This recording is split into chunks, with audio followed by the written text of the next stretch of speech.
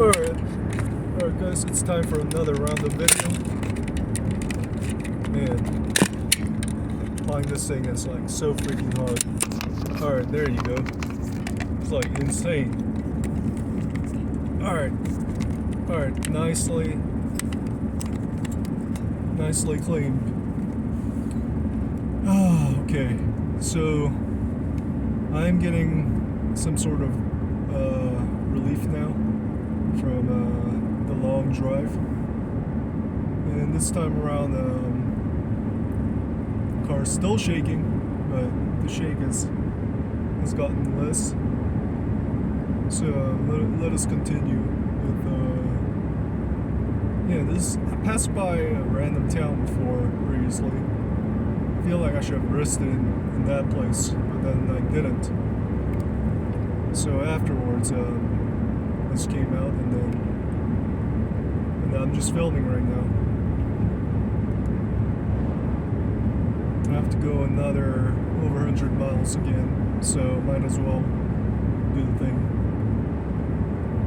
The road's pretty good. I mean, just look at that. And hopefully I don't get the high temperature issues. So with that thing in mind, we're gonna like raise up the AC levels. Oh, feels better for me too. Nice.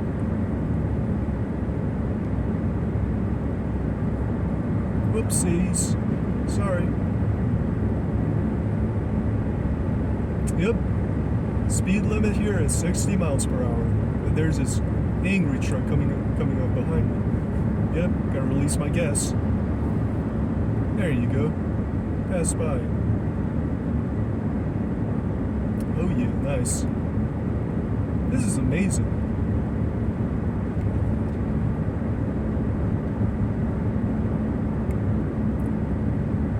$60 miles is my ideal speed.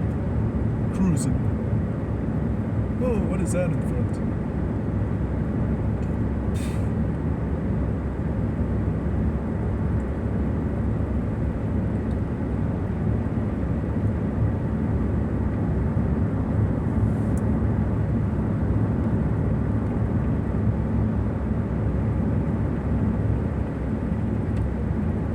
Oh, yeah, nice, bro.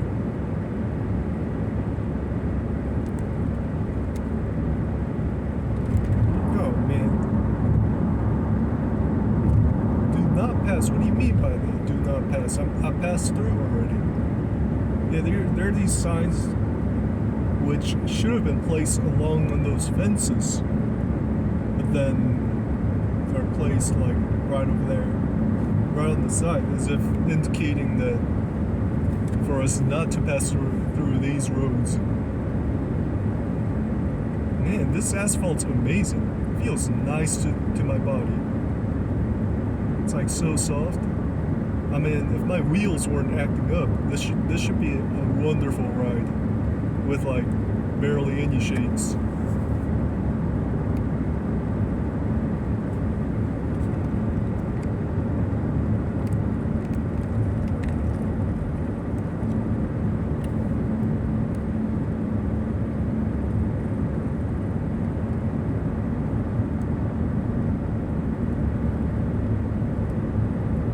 You know what? Maybe I gotta process these through the shakeless app, and then convert it afterwards, and then push it into my channel. Yeah, that would be a nice idea. Just look at this.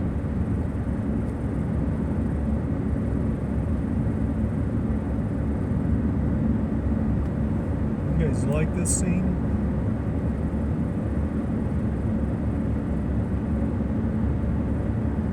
Pass with care. Yep, of course. I mean, very careful. Oh, just look at what is that? Some kind of, hey, that's a plateau. On the left. There's a freaking plateau right there. Man, right now I think I'm at like New Mexico, Texas, and Oklahoma border. Oh, maybe not. Maybe like northeast of New Mexico. Yeah. This is amazing.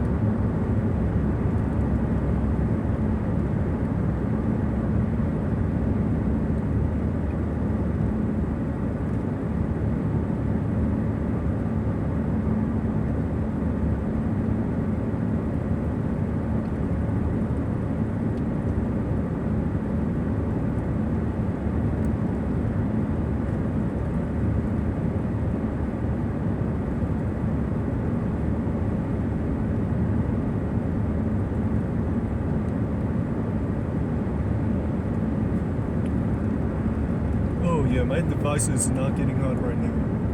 Yes, that is wonderful news. And with that thing in mind, I'm gonna try to keep the AC levels up.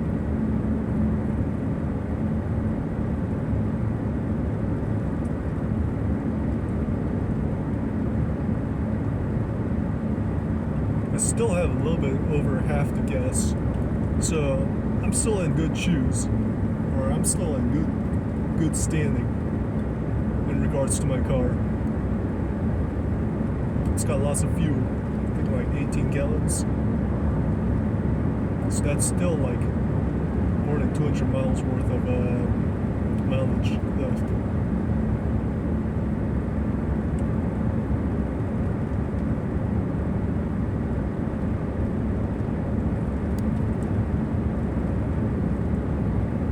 Yep, speed limit is 60 miles.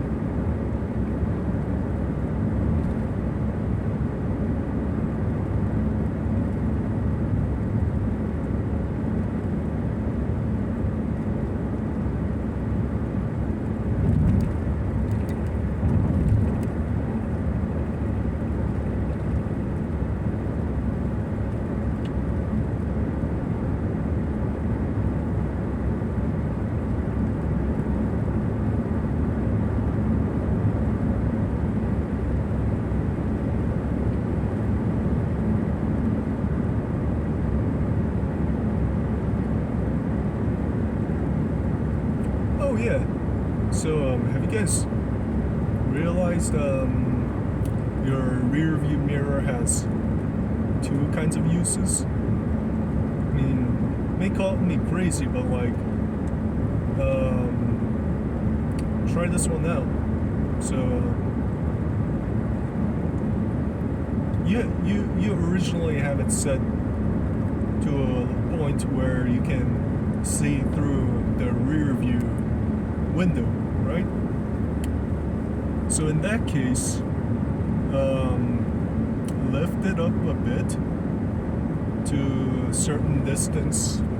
Let's see, like just right above the top portion of your rear window, like the like your vision will, like the area of your vision that reaches by looking at your rear view mirror. So if you do that, then you see like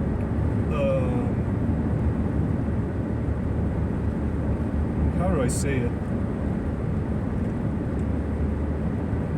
Another vision, I don't know, of like what you would normally see through the rear window. I mean, don't call me crazy, but I'm literally seeing it right now as I'm driving. Why do I use that method? Because like oftentimes, especially at night when dark, like you know, all these cars have LED lights, and those lights are really strong. So like it reflects off your rear view mirror and gets to your eyes, and it's like feels like burning if you're staring at them.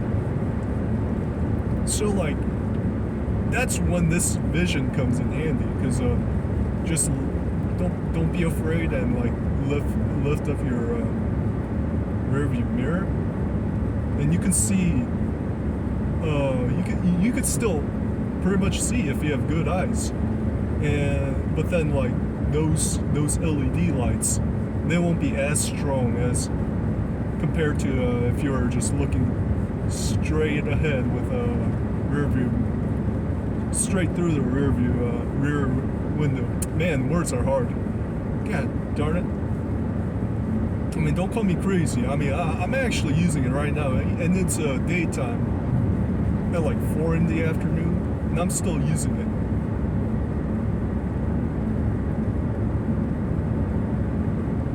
Oh boy, I really have to get new wheels for my front wheels. It's the car's wheels are at the last string of their lives, and I couldn't change them before because I had to drive. Stopped by Albuquerque, and my dad used to work in Intel, so yeah, so I took some pictures of the outside, and it took a long time, because like I originally wanted to get my car fixed up at a mechanic, but then pretty much all of them either were on the appointment wise, or they weren't fixing the wheels, or they didn't have the extra wheels to put on my car, or yeah, they weren't specializing in wheels. Yeah, that's more like it. Yeah, it's because like I don't really want to go to those like big franchise mechanics like Jiffy Lube. Heard great many stories of that.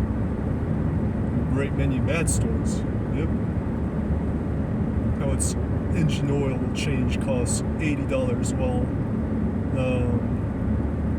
everywhere else would cost like $40, $50.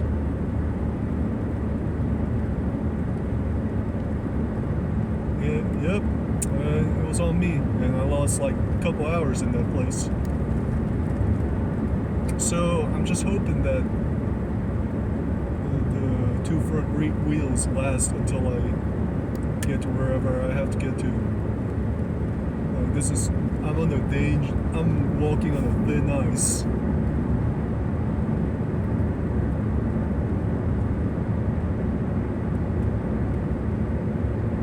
I have pushed my horsey to my limits, or to his limits.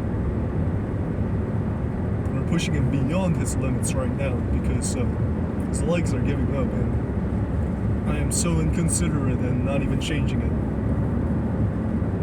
Damn. Yeah, I think it's been like 3 years since my parents changed those wheels. Because they pretty much changed the wheels like I would say around 3 or 4 months after. Whoa, snap! Dude, this is a tornado zone. Yeah, the wind is picking up my cars. Kind of, or not at all, but like pushing it. Yeah. Or yeah, but so back to what I was talking about. So anyways, yeah. So I changed one of the wheels in my old Prius back in 2019, like that winter. Like that's when it decided to give up. So I had to like change it and to roll that like I had to. Ooh, snap! It's a freaking hill. Oh, okay, all right, cool. Yeah, it wasn't a steep hill. Yeah, so back. God damn, keep getting off track. So back to my story. So yeah, where was I? So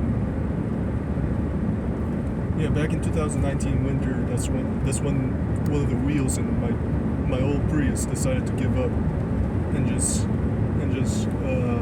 become flat. So I had to literally drive that car on its steel frame, like on that wheel steel frame. It was so bad. It was struggling to go, but I still like drove it to nearby mechanic. I was so lucky. Like, it was a morning, no customers. Just got myself right to the. So I was trying to get to work at my construction center, but then it decided to give up. So I reported late for work later on. So, anyways, yeah, the wheel was like $85 over there, and it was pretty cheap, cheaper than I thought. That would be like $100 if I were to just go to any of those, like any mechanics and just order a wheel.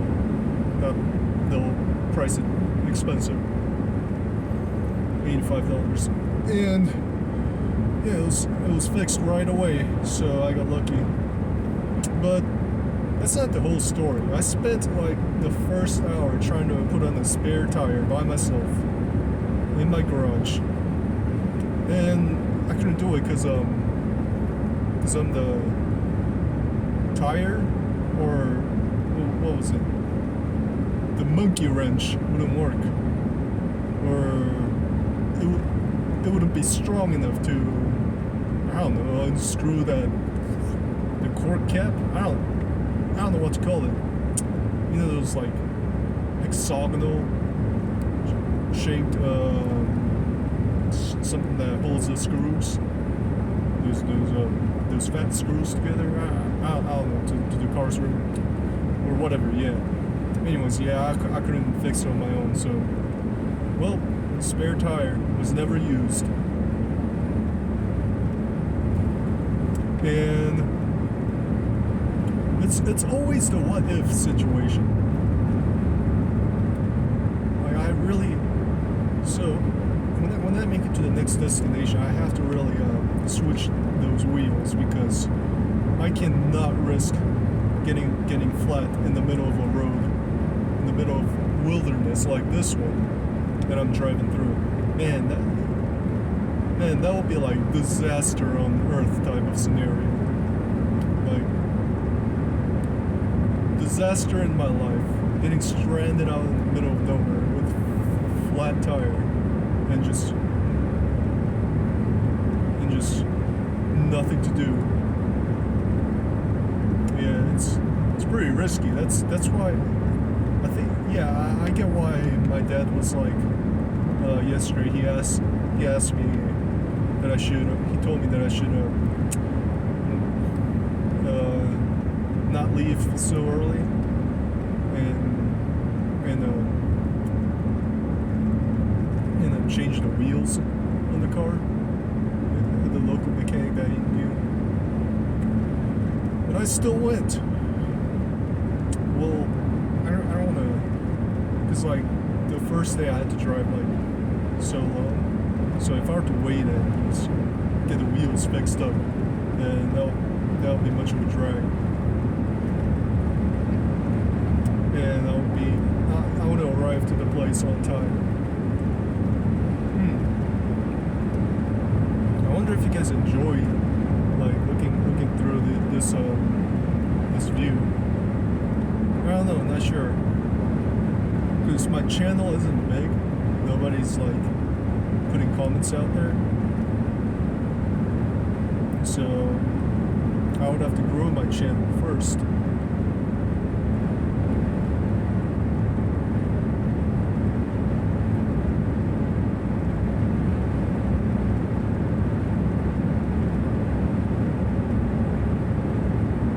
Yep, this time I'm just going to keep this camera up for at least an hour, I would say.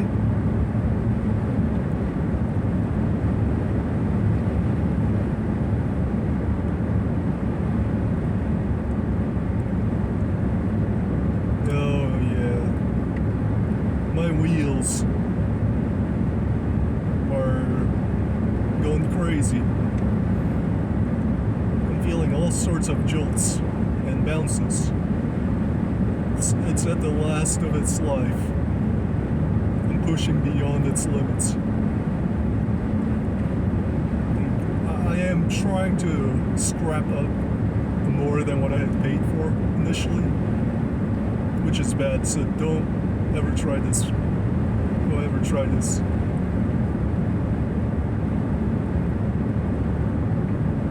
It's just, when you think about getting stranded out in the middle of nowhere, and you compare that to, what was it? Depending on how many wheels you have to change, it's somewhere from $100 to $300. So when you compare those two situations, then you would of course take losing some of the money choice. But it's always, what if this doesn't happen? Nah, don't be so gutsy, people.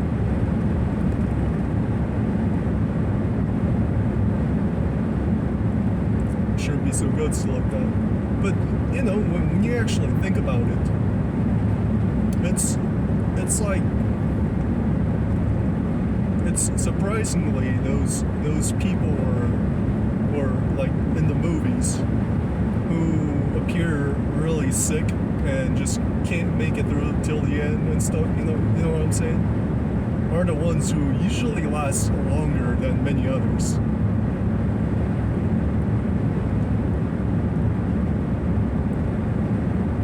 Like for real.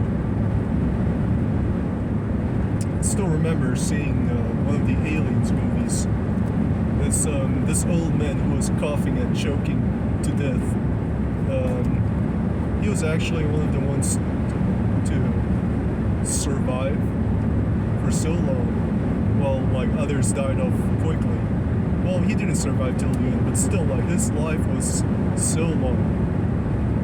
I think he even fought with one of those like spare pistols he got at the end against those like baby aliens.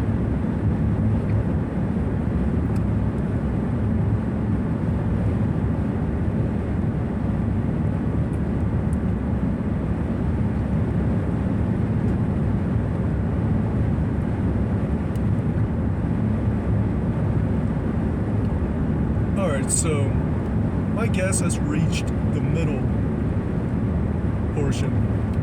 So, with this thing in mind, if a next gas station comes up, I must refuel.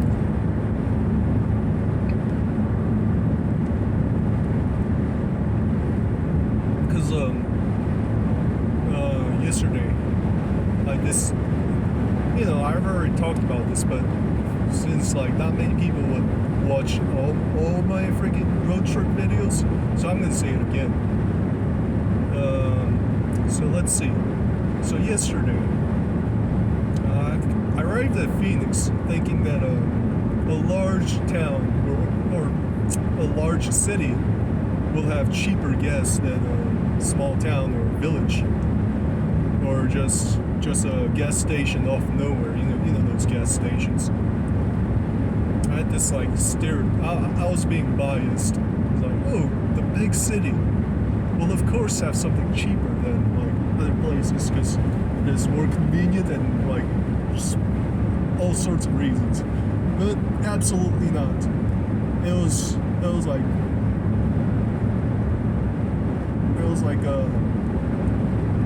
50 cents more expensive than this like other gas stations. Because I've seen one off nowhere, which had $3.69, but one of those gas stations in Phoenix was $4.17. So I was like, oh, whoops. And then I looked at my fuel meters and realized that I still had around a third of the gas remaining. So I was like, oh, cool. I can just gas it up on the next place I see. And I became gutsy and I just pushed like, you know what, Phoenix, screw you. Can't give me a cheap gas, so I'm leaving. And little did I realize that there were hardly any gas stations nearby. And with each mile, with each second passing by, my heart rate grew faster and faster, and my anxiety reached to ever greater extremes. Like honestly, such as I have never felt before, like while driving. It's like I've always driven a large city, so I've never considered in being responsible of filling up the gas in time, regardless of the price. And I was literally on the edge of my seat. I was so scared when I was literally checking the gas meter, like I would see like every 10 seconds, and then when the gas light pop flared up, I was like, I felt like my heart dropped. So, and I was trying to cross a mountain, and I was like, oh man, am I gonna get stranded in this mountain? Because I've seen like a couple cars, or 3, 4 cars